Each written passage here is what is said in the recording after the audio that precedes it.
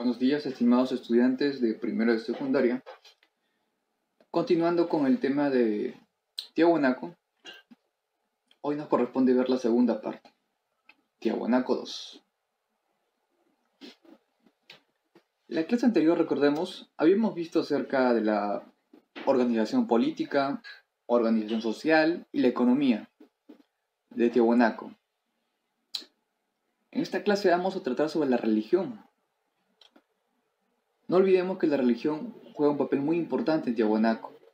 El pueblo era muy supersticioso y se dejaba influenciar por los sacerdotes, y los sacerdotes tenían a la vez el apoyo del ejército. Por lo tanto, era un estado teocrático o teocrático militarista.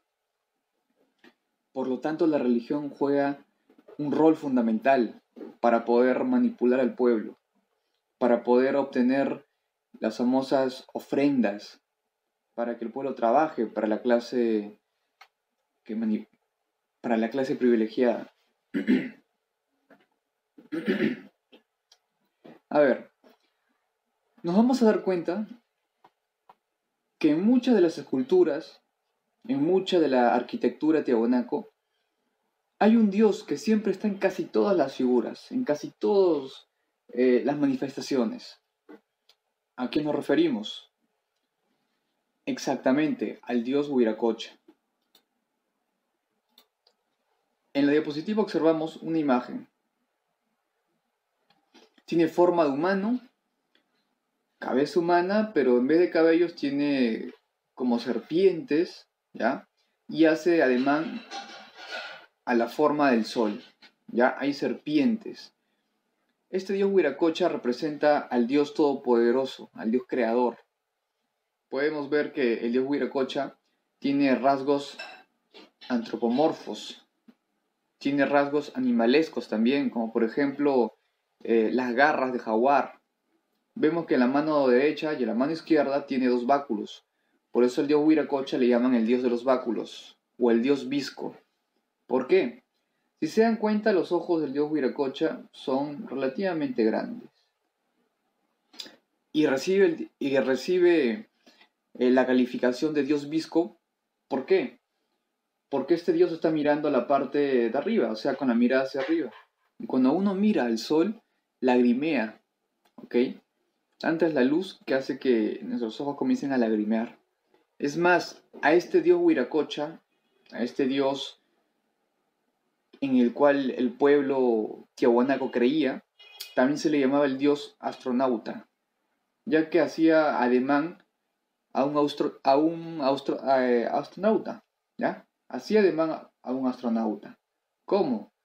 Vemos la cabeza muy pronunciada, que hace ademán como de un casco, y el cuerpo como una especie de traje espacial. Pero son simplemente hipótesis. Entonces, la presencia del dios Huiracocha en la cultura tiahuanaco es muy importante. Es el dios más importante para los tiahuanacos. Y no olvidemos que el dios Huiracocha también se ve reflejado en otras culturas, como por ejemplo, la cultura que se desarrolla en Ancash, la cultura chavín, también el dios Huiracocha, este dios creador del todo, también es representado en la escultura, en la cerámica chavín.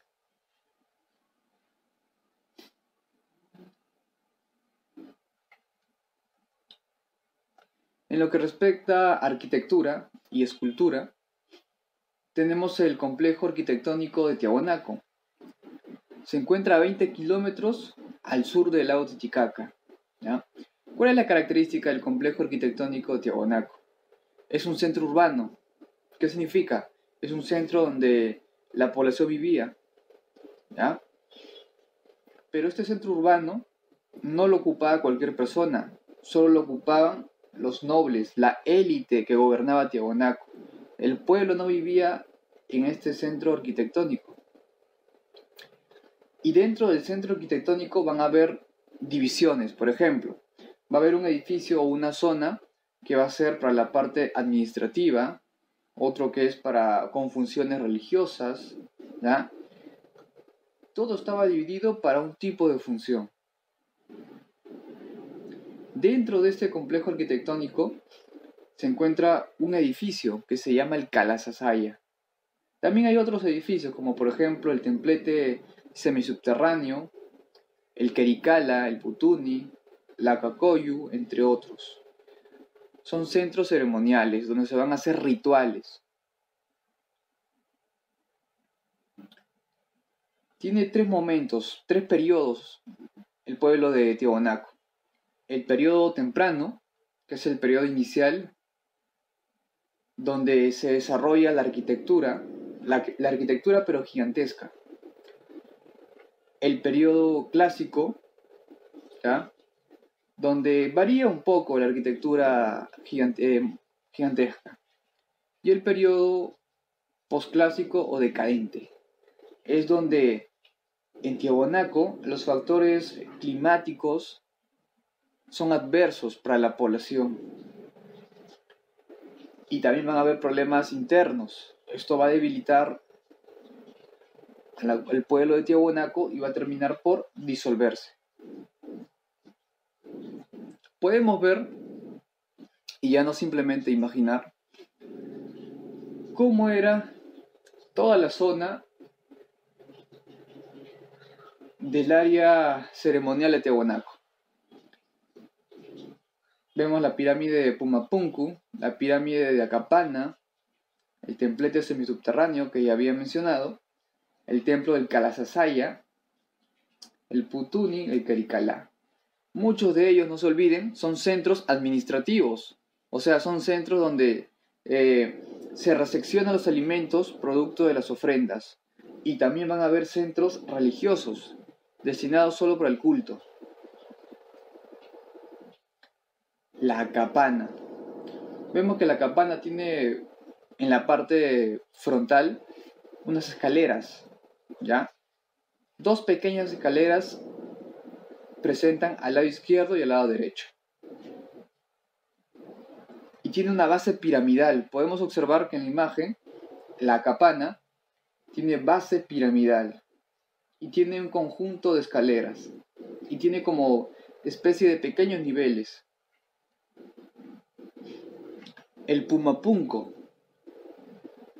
Pumapunco, ¿qué significa? Punku, Puma, o sea, puerta del Puma. Pumapunku. ¿Dónde queda actualmente? Se localiza en Bolivia el Pumapunku.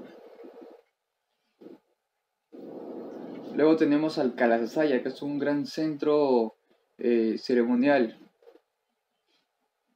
Vemos que en la parte central hay tres esculturas que tienen rasgos animalescos. Templo muy importante. Ahora no olvidemos las chulpas. Las chulpas es una tumba, en pocas palabras. En las chulpas van a ser enterrados los nobles, las personas que tienen alto rango. Mientras que en otras culturas la forma de enterrar es horizontal o en forma de fetal, o sea, con las rodillas hacia el pecho y las manos juntas, como es el caso de Paracas Cavernas. En el caso Tiahuanaco, cuando fallecía un noble de Tiahuanaco, se construía una especie de columna de piedra, como una torre. Y dentro de esta torre, en la parte central, en esta parte donde estoy señalando, en esta parte enterraban al fallecido, al noble. Y todo era cubierto. Aparentemente no parecía una tumba, se veía como una columna o como una torre. Pero ese es el fin de las chulpas. Servían para enterrar a los fallecidos. Es un cementerio. Ahora dejamos un poco la parte escultórica, la parte arquitectónica y vamos a la parte escultórica. No olvidemos los motivos de la escultura, en qué se basaban, qué forma tenía. Primero, la escultura Tiahuanaco tenía forma antropomorfa, o sea, cuerpo de ser humano, cabeza de ser humano, pero muchos de los rasgos eran animalescos.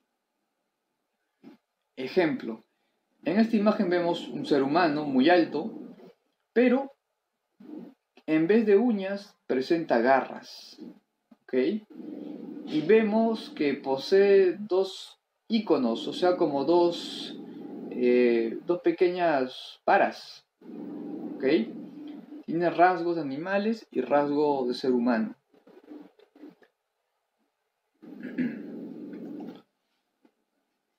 La puerta del sol o la portada del sol.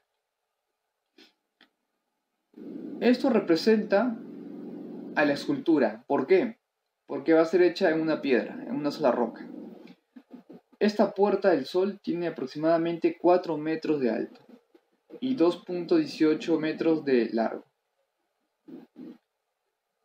4 metros de largo, disculpen, al revés, 4 metros de largo por 2.18 de ancho. Listo. Lo más importante no es la puerta. Lo más importante que resalta en la portada del sol es esto que está aquí, en la parte más alta, donde estoy señalando. Esta parte de aquí es la parte más importante. ¿Qué representa esa pequeña imagen? Esta pequeña imagen que está en la parte alta de la puerta representa al dios Huiracocha en todo su esplendor. Vemos, por ejemplo, en esta imagen que el dios Huiracocha tiene, en vez de cabellos, tiene como especie de cóndores, ¿ya? Y también tiene rasgos de jaguar, por ejemplo, las garras. Pero no olvidemos que el dios Huiracocha representa el sol, así que también tiene rasgos del sol. Son lenguas de fuego, pero que a la vez representan al cóndor. Y también representa a la vez al jaguar. Es el dios más venerado en Tiahuanaco, al que se le rinde mucho culto.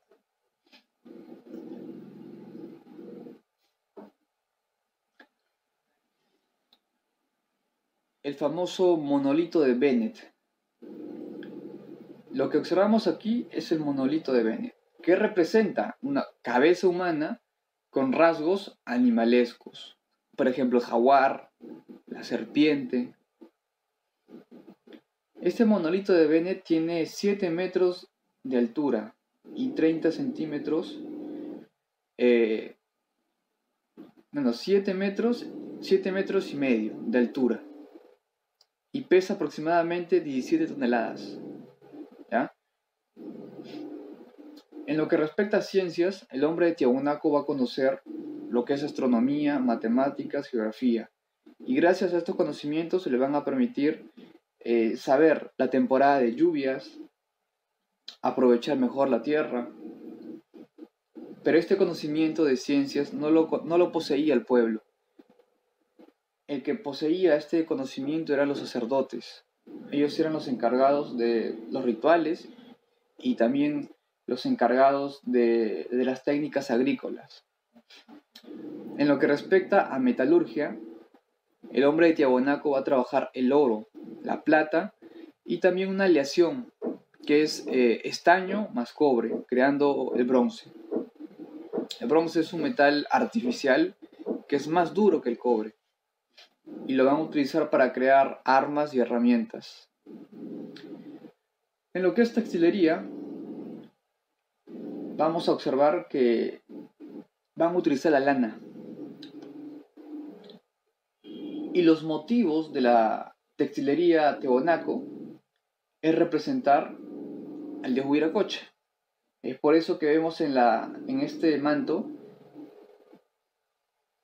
como especie de serpientes, ¿ya? Que salen por diversos puntos del dios Huiracocha. Esto que está aquí, todo lo que estoy señalando, todo este borde representa al dios Huiracocha, ¿ya? En lo que es cerámica, el hombre de Tiahuanaco va a utilizar muchos colores. Por eso se le va a llamar cerámica polícroma, ¿ya? Cuando es un solo color, se le llama monócroma. La cerámica que más resalta en Tiahuanaco es el quero. El quero es un vaso que estaba hecho de barro, pero también se podía hacer de madera. También, aparte del quero, que es un vaso ceremonial, también se creaban cántaros, o sea, vasos más largos. Y no se olviden, ya sea cerámica, ya sea textilería, ya sea orfebrería, escultura, todos tenían como objetivo plasmar a los dioses, ¿ya? La idea es que el pueblo tenga siempre presente a los dioses, y hasta en los vasos, en los queros, en los cántaros, vea la imagen de los dioses. Dioses con forma humana, pero con rasgos animalescos. Por ejemplo, el puma, ¿ya? Los cóndores, los camélidos, ¿ya? Que están fusionados con el cuerpo de la persona, del dios. ¿Cuáles van a ser los colores que más van a utilizar los tiahuanaco para poder crear sus cerámicas? El rojo, el negro y el blanco.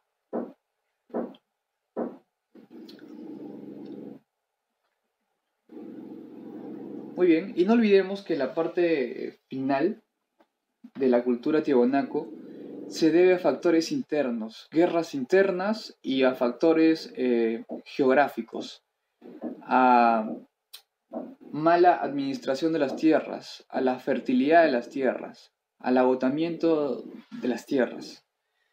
Y va a dar como resultado que el pueblo de Tiahuanaco se disuelva, entre en decadencia. ¿Y qué van a hacer los pobladores que vivían en Tiahuanaco? ¿Van a morir? No. Para no morir tienen que emigrar, tienen que buscar nuevas tierras. Muy bien, esto sería todo. Nos vemos en una siguiente clase.